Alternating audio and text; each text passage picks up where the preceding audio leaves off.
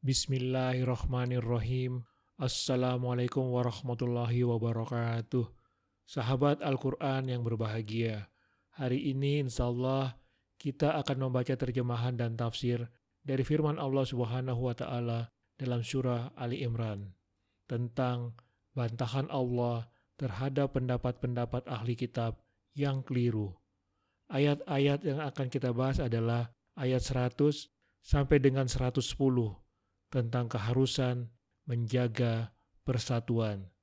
Ayat tersebut di atas menjelaskan mengenai beberapa bimbingan dan arahan kepada kaum mukminin agar berpegang pada tali Allah, memerintahkan kebaikan dan mencegah kemungkaran, serta peringatan dari perpecahan, sehingga umat Islam menjadi umat terbaik. Mohon dapat mengikutinya sampai selesai.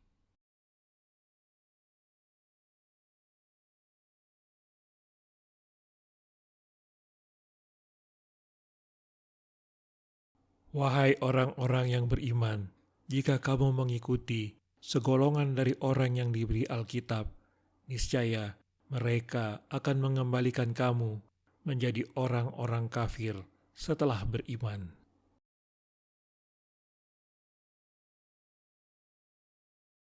Setelah ayat sebelumnya mengecam ahli kitab, maka ayat ini ditujukan kepada orang-orang yang beriman. Wahai orang-orang yang beriman, jika kamu mengikuti sebagian dari orang yang diberi kitab, yaitu Yahudi dan Nasrani, niscaya mereka akan mengembalikan dan memalingkan kamu dari agama kamu agar kembali menjadi orang kafir yang kukuh kekafirannya setelah kamu beriman kepada Nabi Muhammad.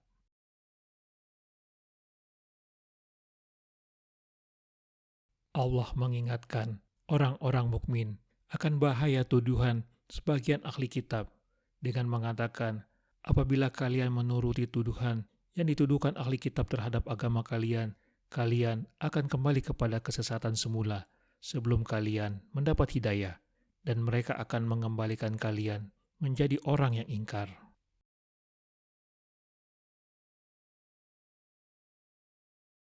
Bagaimana kamu sampai menjadi kafir, padahal ayat-ayat Allah dibacakan kepada kamu, dan Rasul-Nya, Nabi Muhammad, pun berada di tengah-tengah kamu. Siapa yang berpegang teguh pada agama Allah, sungguh dia telah diberi petunjuk ke jalan yang lurus.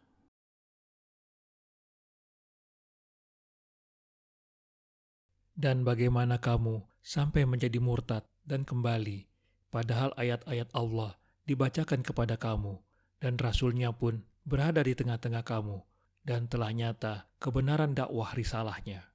Maka berpegang teguhlah kepada agama Allah. Barang siapa berpegang teguh kepada agama Allah, maka sungguh dia diberi petunjuk kepada jalan lebar dan mudah dilalui, yang lurus, berupa keimanan yang kuat, dan akan diberi kebahagiaan di dunia dan akhirat. Ayat ini mengisyaratkan bahwa orang yang beriman akan selalu mendapatkan cobaan. Walau begitu, barang siapa menjadikan agama Allah sebagai pegangan dan Allah sebagai tempat kembali, serta memperbanyak ibadah, maka dia akan selamat dari cobaan tersebut.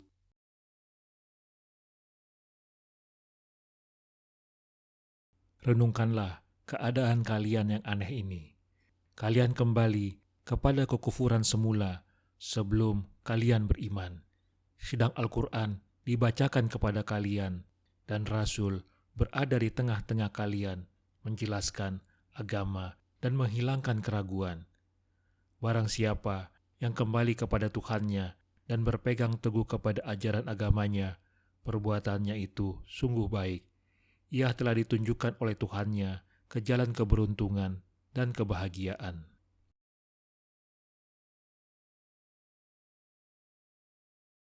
Wahai orang-orang yang beriman, bertakwalah kepada Allah dengan sebenar-benar takwa kepadanya, dan janganlah kamu mati kecuali dalam keadaan muslim.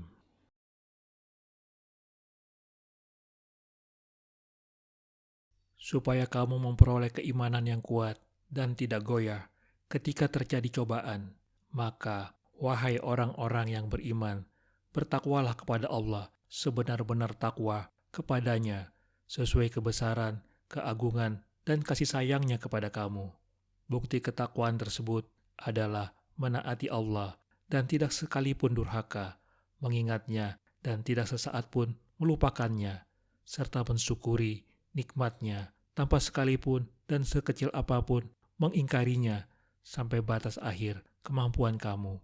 Dan janganlah kamu mati kecuali dalam keadaan muslim, berserah diri kepada Allah dengan tetap memeluk agama yang diridhoi, yaitu Islam.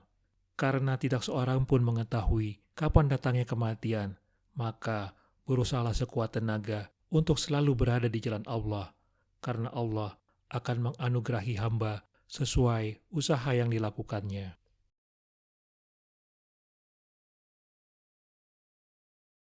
Pintu neraka akan terbuka bagi kalian jika kalian tidak memiliki kesadaran akan kehadiran Tuhan.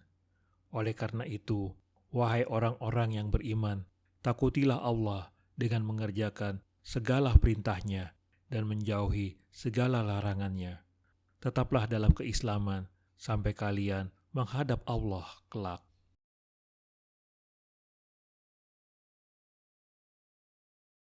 Berpegang teguhlah kamu semuanya pada tali agama Allah.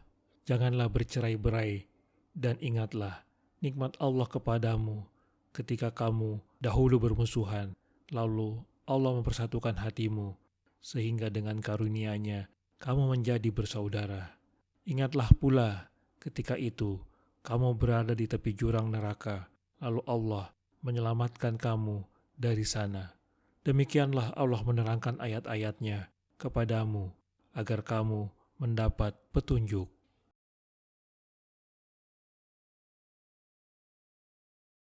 Pada ayat ini, Allah memerintah kaum mukmin menjaga persatuan dan kesatuan, dan berpegang teguhlah serta berusahalah sekuat tenaga agar kamu semuanya bantu-membantu untuk menyatu pada tali agama Allah, agar kamu tidak tergelincir dari agama tersebut.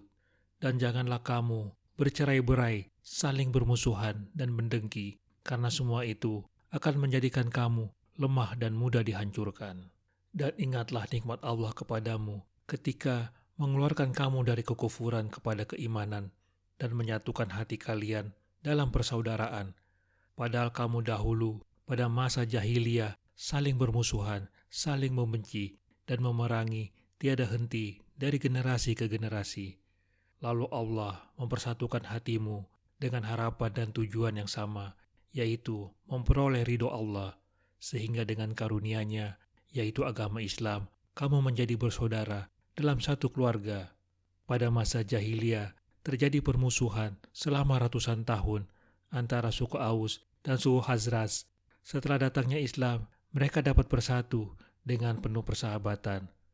Menyaksikan kenyataan tersebut, orang-orang Yahudi merasa tidak senang dan menyuruh salah seorang di antara mereka meniupkan api perpecahan dengan menyebut kejadian waktu perang Bu'as. Meskipun kedua suku tersebut sempat terpancing dan hampir saja berperang, tapi Nabi Muhammad berhasil mendamaikan mereka. Demikian besar karunia Allah kepada kamu, sedangkan ketika itu kamu sama sekali tidak menyadari bahwa ketika kamu saling bermusuhan, sesungguhnya kamu berada di tepi jurang neraka. Karena hidup tanpa bimbingan wahyu, selalu terbakar api kebencian, kemarahan dan permusuhan, bahkan berakibat pada pembunuhan. Lalu dengan datangnya Islam, Allah menyelamatkan kamu dari sana, dan terciptalah kedamaian di antara kamu. Demikianlah Allah secara terus-menerus menerangkan ayat-ayatnya kepadamu, agar kamu mendapat petunjuk secara terus-menerus dan tetap bersatu padu dalam persaudaraan dan kekeluargaan.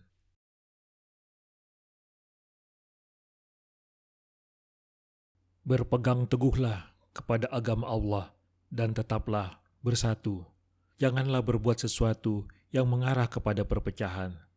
Renungkanlah karunia Allah yang diturunkan kepada kalian pada masa jahiliyah ketika kalian masih saling bermusuhan. Saat itu Allah menyatukan hati kalian melalui Islam, sehingga kalian menjadi saling mencintai. Saat itu kalian berada di jurang neraka. Lalu Allah menyelamatkan kalian dengan Islam. Dengan penjelasan yang baik seperti itulah, Allah selalu menerangkan berbagai jalan kebaikan untuk kalian tempuh.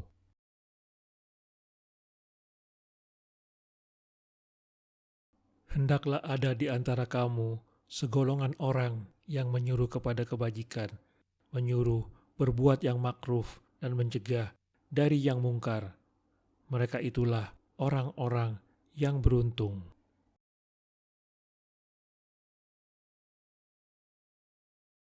Pada ayat ini, Allah memerintahkan orang mukmin agar mengajak manusia kepada kebaikan, menyuruh perbuatan makruf, dan mencegah perbuatan mungkar. Dan hendaklah di antara kamu, orang mukmin, ada segolongan orang yang secara terus-menerus menyeru kepada kebajikan, yaitu petunjuk-petunjuk Allah, menyuruh berbuat yang makruf, yaitu akhlak, perilaku dan nilai-nilai luhur, dan adat istiadat yang berkembang di masyarakat yang tidak bertentangan dengan nilai-nilai agama, dan mencegah dari yang mungkar, yaitu sesuatu yang dipandang buruk dan diingkari oleh akal sehat. Sungguh, mereka yang menjalankan ketiga hal tersebut mempunyai kedudukan tinggi di hadapan Allah, dan mereka itulah orang-orang yang beruntung karena mendapatkan keselamatan di dunia dan akhirat.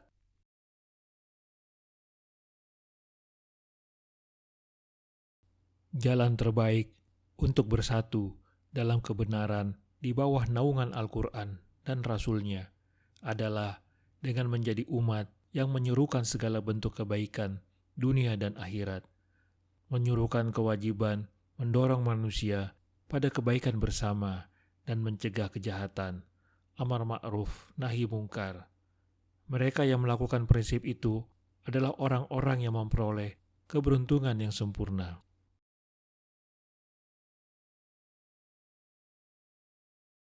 Janganlah kamu menjadi seperti orang-orang yang bercerai-berai dan berselisih setelah sampai kepada mereka keterangan yang jelas.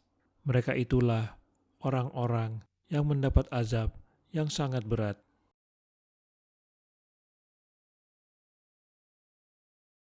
Dan janganlah kamu, wahai orang mukmin, menjadi seperti orang-orang yang berkelompok-kelompok, seperti orang Yahudi dan Nasrani yang bercerai-berai dan berselisih dalam urusan agama dan kemaslahatan umat, karena masing-masing mengutamakan kepentingan kelompoknya. Betapa buruk apa yang terjadi pada mereka karena berselisih secara sadar dan sengaja setelah sampai kepada mereka keterangan yang jelas, yaitu diutusnya para rasul dan diturunkannya kitab-kitab. Mereka yang berkelompok dan berselisih itulah orang-orang yang celaka, dan mereka itulah orang-orang yang mendapat azab yang berat kelak di hari kiamat.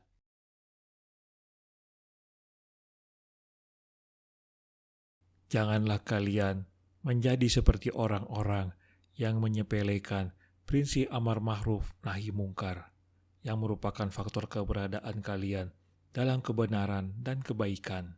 Mereka yang melakukan hal itu menjadi terpecah ke dalam beberapa kelompok dan saling berselisih dalam masalah agama setelah didatangkan keterangan yang jelas mengenai kebenaran.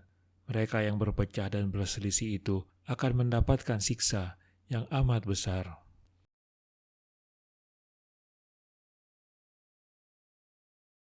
Azab itu terjadi pada hari ketika ada wajah yang putih berseri dan ada pula wajah yang hitam kusam. Adapun orang-orang yang berwajah hitam kusam, kepada mereka dikatakan, "Mengapa kamu kafir setelah beriman?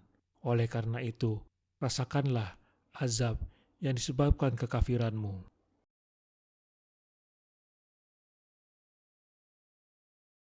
Ayat ini menggambarkan perbedaan keadaan orang yang beriman dan orang kafir pada hari kiamat. Pada hari itu, ada wajah yang putih berseri dan tampak sinar kebahagiaan dan kesenangan mereka karena pahala dan amal kebajikan mereka selama hidup di dunia. Itulah wajah orang-orang yang beriman kepada Allah dan Rasul-Rasulnya. Dan ada pula wajah yang hitam muram dan tampak rasa kesedihan, penyesalan, dan kehinaan. Itulah wajah orang-orang kafir dan mendustakan rasul-rasulnya. Adapun orang-orang yang berwajah hitam muram, kepada mereka dikatakan, "Mengapa kamu kafir, murtad, setelah beriman?"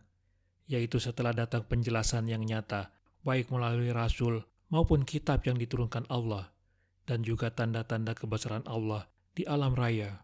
Karena itu, rasakanlah azab yang pedih disebabkan dosa kekafiranmu itu.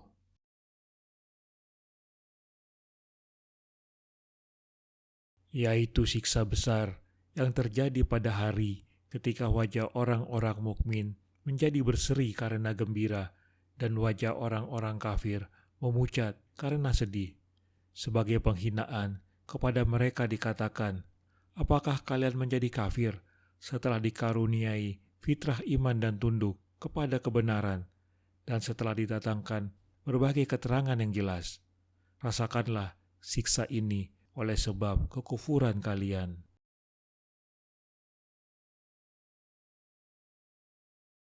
Adapun orang-orang yang berwajah putih berseri, mereka berada dalam rahmat Allah, surga.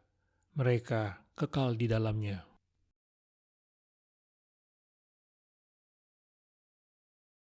Ayat ini menggambarkan kegembiraan ahli surga atas rahmat Allah yang mereka terima.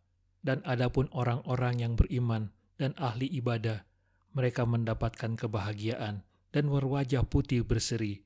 Mereka berada dalam rahmat Allah di surga dengan berbagai kesenangan, keindahan, dan kedamaian. Mereka kekal di dalamnya.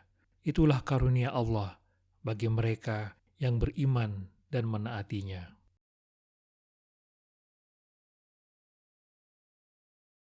Sedangkan orang-orang yang wajahnya berseri karena gembira berada di dalam surga, tempat mereka dicurahkan rahmat Allah, dan mereka hidup kekal di dalamnya.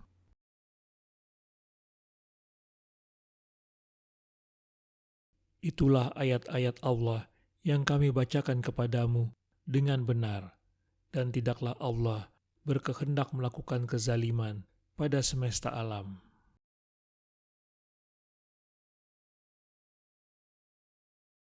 Setelah pada ayat-ayat sebelumnya, Allah menguraikan tanda-tanda kekuasaan Allah, kecaman terhadap orang yang murtad dan kafir, petunjuk kepada orang yang beriman, yaitu keharusan mati dalam keadaan Islam, pentingnya persatuan dan kesatuan, serta perbedaan nasib orang kafir dan orang mukmin di akhirat.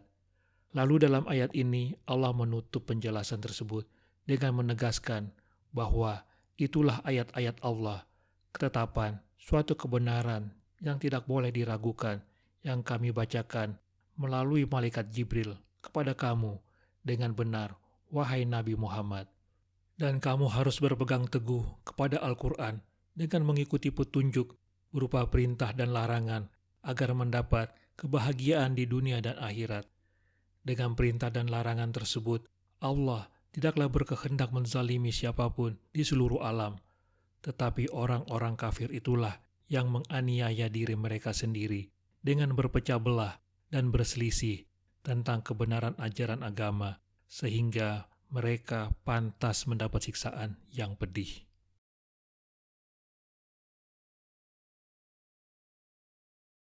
Ayat-ayat yang kami bacakan mengenai balasan orang yang berbuat baik dan orang yang berbuat jahat mengandung kebenaran dan keadilan. Allah sama sekali tidak berkehendak curang terhadap siapapun, baik jin maupun manusia.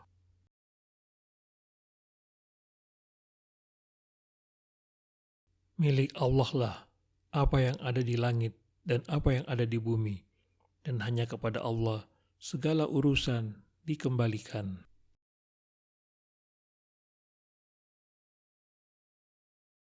Maha suci Allah dari perbuatan aniaya, karena milik Allah lah apa yang ada di langit dan apa yang ada di bumi. Allah maha sempurna, maha kaya, dan tidak memerlukan apapun dari hambanya, dan hanya kepada Allah segala urusan dikembalikan. Kemudian Dia akan mengadakan perhitungan dan memberi pahala kepada orang yang taat dan menghukum orang yang zalim.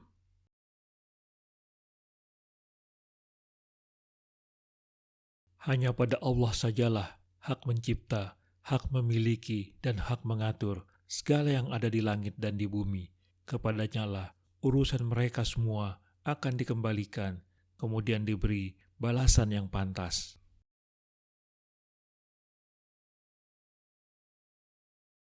Kamu, umat Islam, adalah umat terbaik yang dilahirkan untuk manusia. Selama kamu menyuruh berbuat yang makruf, mencegah dari yang mungkar, dan beriman kepada Allah. Seandainya ahlul kitab beriman, tentulah itu lebih baik bagi mereka. Di antara mereka ada yang beriman, dan kebanyakan mereka adalah orang-orang fasik.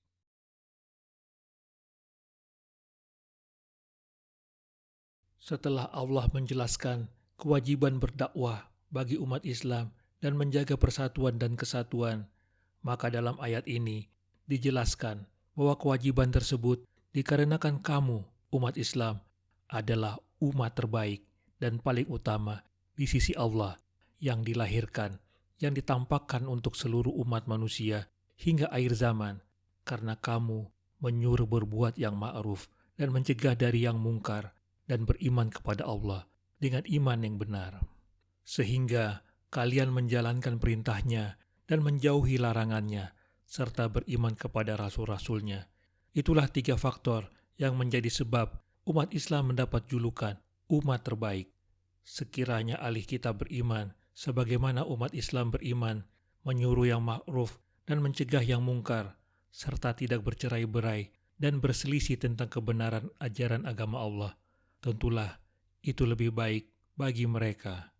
Kenyataannya di antara mereka ada yang beriman sebagaimana imannya umat Islam, sehingga sebagian kecil dari mereka ini pantas mendapat julukan sebaik-baik umat. Namun kebanyakan mereka adalah orang-orang fasik, tidak mau mengikuti petunjuk dan tidak taat kepada Allah serta mengingkari syariatnya.